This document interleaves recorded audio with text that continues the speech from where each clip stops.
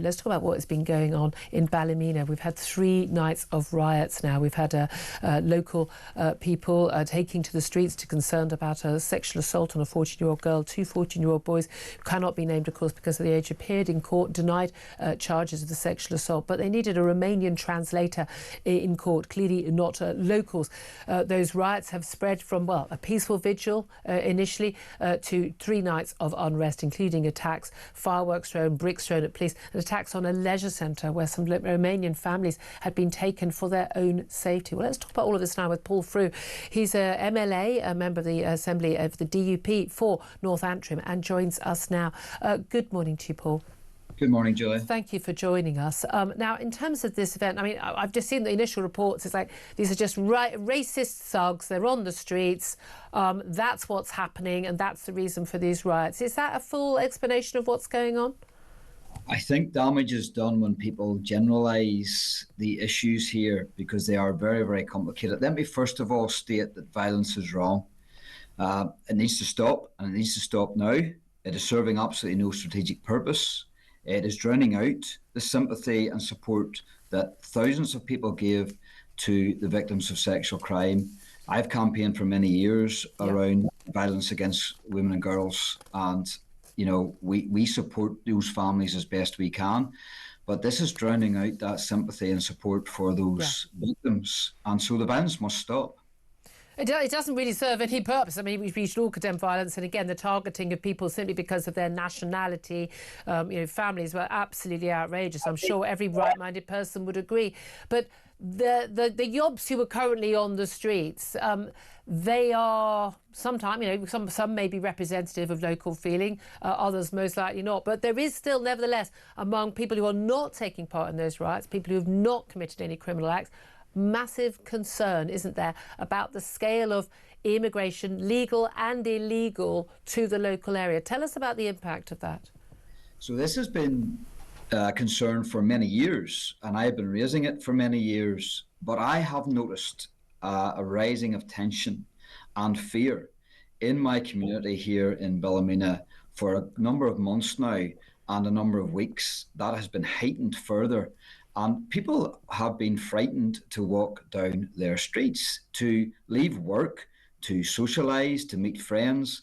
And it is really worrying and concerning for people and for families. And that goes for everyone here in Ballymena. And I think that has to be articulated, and I think that has to be illustrated, and then something has to be done to assuage that concern and fear. And this is the concern, isn't it? This is very similar to what happened post Southport, the horrific attack by Axel Rudakabana on those little girls at that Taylor Swift-themed summer camp. Is that lots of misinformation, lots of just dismissing everybody as just a racist, far-right thug, and that their concerns were not genuine, whereas actually an awful lot of law-abiding people would never dream of picking up a brick or setting fire or intimidating anyone in their local community.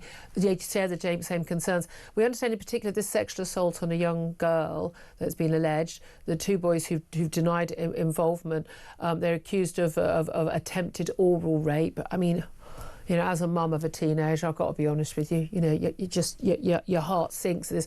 But this isn't the first alleged sexual assault of a teenage girl in the last few weeks, is it, in the area?